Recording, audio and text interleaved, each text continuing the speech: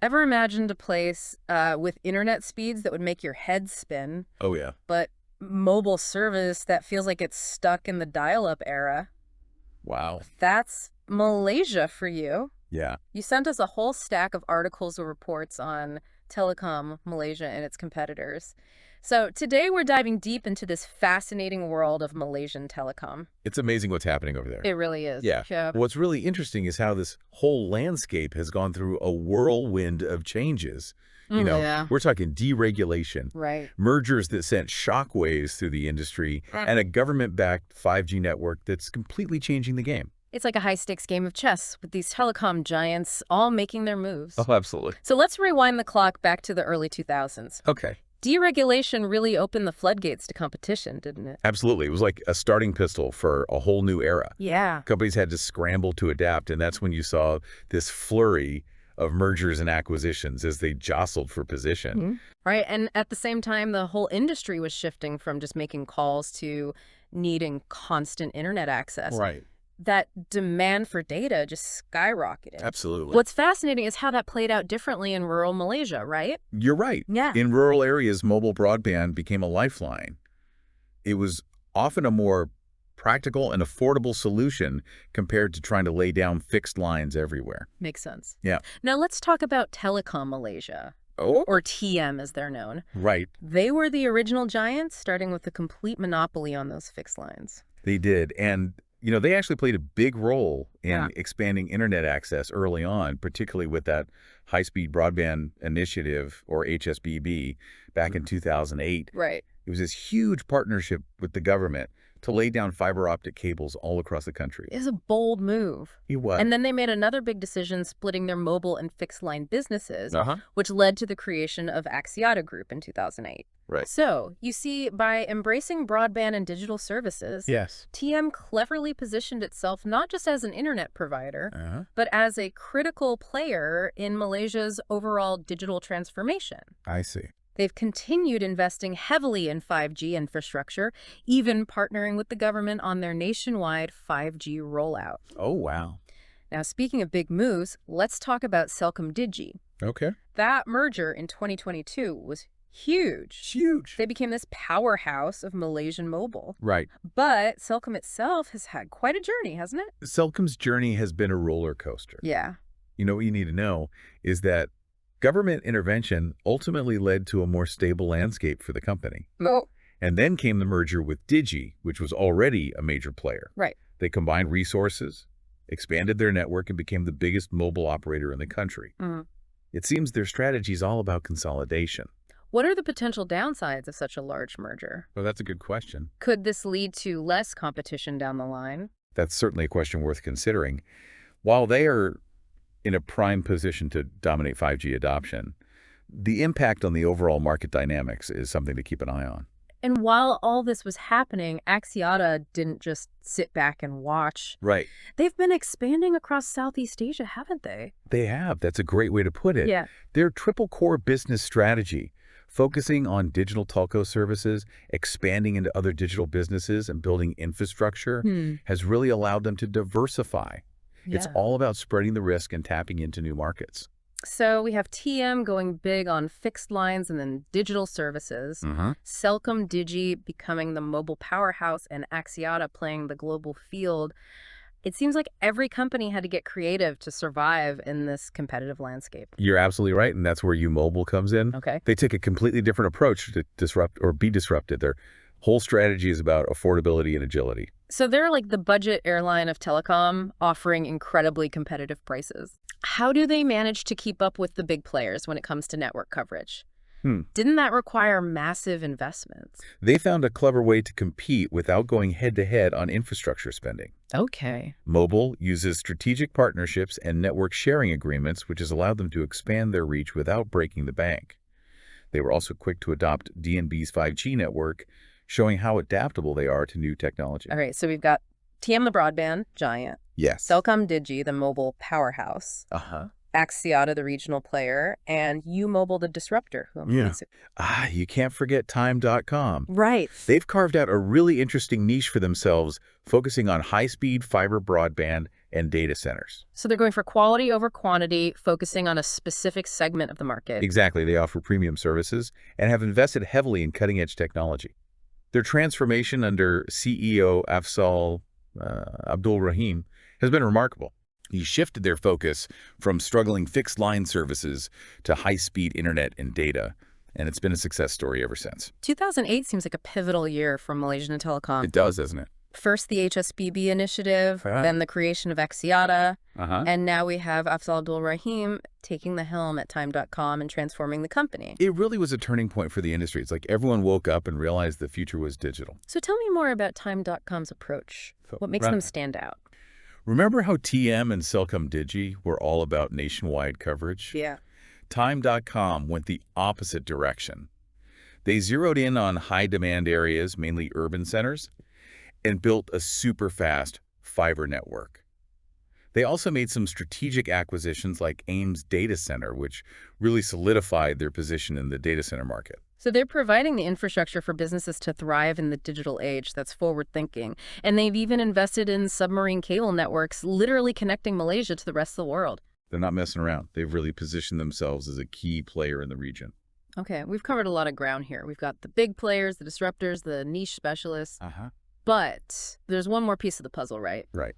The government's ambitious 5G plan. You're right. This is where Digital National Berhad, or DNB, enters the scene, and it's a game changer. All right, let's unpack this. Okay. What is DNB and why is it so important?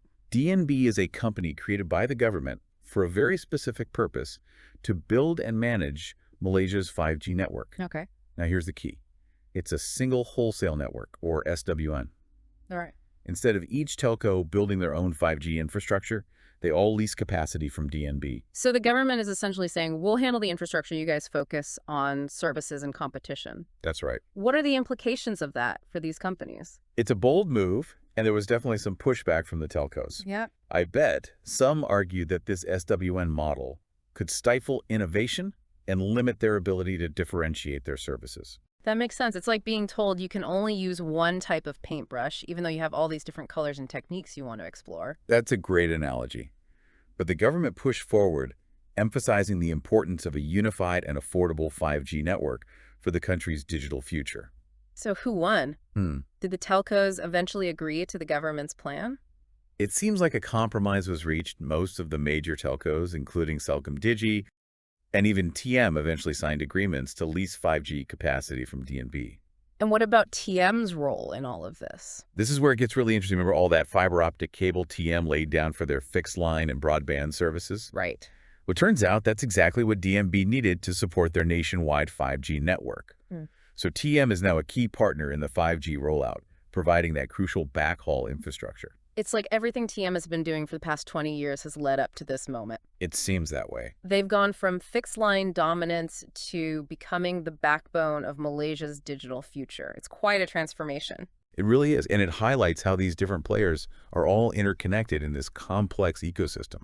Okay, so we've got this fascinating picture of the Malaysian telecom landscape with TM, CelcomDigi, Axiata, mobiletime.com, and the government's DNB, all playing their parts. But how has all this competition and change actually played out in the market? Right. Who's winning, who's losing, and what does it all mean for consumers like you?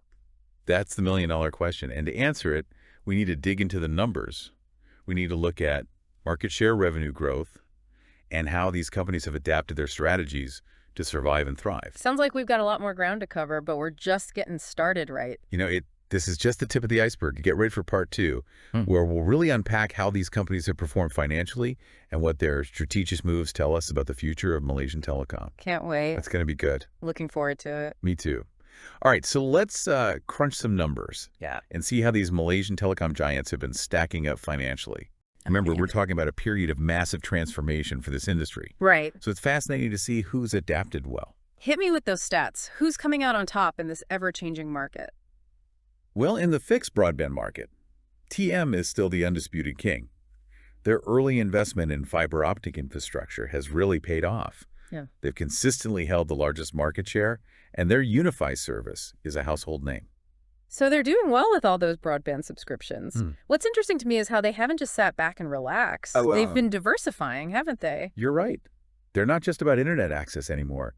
They're offering cloud computing services, cybersecurity solutions, even smart city applications. TM is really trying to position itself as a one-stop shop for everything digital. That makes a lot of sense. Can't Ah. put all your eggs in one basket, right? Right. Especially in such a fast-changing industry. Now, what about the mobile market? Yeah. That's where things get even more interesting. That Celcom-Digi merger created a true giant. They are now the biggest mobile operator in Malaysia, and they're using that scale to invest heavily in 5G. They want to lead the way in 5G adoption, and they have the resources to make it happen. As someone who follows this industry closely, Yeah. you can really see the impact of that merger on the landscape. Right. But let's not forget, Axiata, Yeah. they've been quietly building their own empire. Axiata is doing quite well. Their regional expansion strategy has been a success story, tapping into high-growth markets across Southeast Asia and South Asia. That's really boosted their revenue and made them less reliant on just the Malaysian market. So diversification is their secret weapon. It's like they're hedging their bets, knowing that even if things slow down in one market, Yeah. they have others to rely on. Yeah. What about U-Mobile? Right. They're the underdogs, the disruptors. How have they been holding up financially? They're punching above their weight, that's Yeah. for sure. Their focus on affordability has really resonated with consumers, and they've been steadily gaining market share. But they don't have the deep pockets of some of these other giants. Right. How do they manage to keep their prices so low while still competing? Mobile is a master of operational efficiency. Okay. They've kept their costs low by using strategic partnerships and sharing network infrastructure with bigger players. It's a model that seems to be working for them. It's amazing how they've found this niche and are thriving. Okay, so we've got TM, the fixed line giant, who's also moving into digital services. Celcom-Digi, the mobile powerhouse. Yeah. Axiata, the regional player focused on diversification. Right. And Mobile, the disruptor, winning with affordability. Right.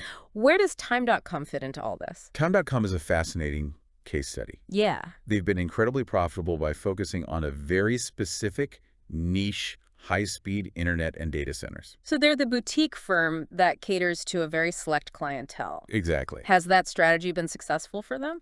Incredibly so. Their financial performance has been consistently strong. They've been able to achieve high margins because they focus on quality over quantity. It's like they're saying, we're not going to be everything to everyone. Yeah. But for those who want the best, we're here. I'm starting to see the bigger picture here. Each of these companies has found its own path to success, whether through infrastructure, dominance, strategic mergers, regional expansion, disruptive pricing, or niche specialization. What does this all mean for the average Malaysian consumer? That's a good question. Have they benefited from this competition and innovation? That's the question, isn't it? Ideally, all this competition and innovation should lead to better services and more choices for consumers. The rollout of the government's 5G network, facilitated by DNB, has definitely made high-speed internet more accessible. In theory, that should drive down prices, right? It should. But I'm sensing a but coming. But there are some valid concerns that the SWN model could create a single point of failure. If DNB encounters problems, it could disrupt the entire 5G network for everyone.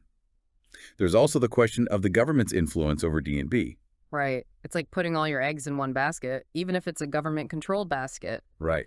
It raises questions about potential bias or control over the market. It does. And some experts argue that this model could stifle innovation if telcos are dependent on DNB for 5G network access. They might be less inclined to invest in developing their own new technologies or services. That's right. So there's a trade-off between affordability and potential innovation. It'll be interesting to see how that plays out in the long run. Now, what about those other trends we've been discussing? Okay. How are they impacting consumers? The merger of Celcom and Digi has definitely created a more powerful player in the mobile market, which some argue could lead to less competition and higher prices.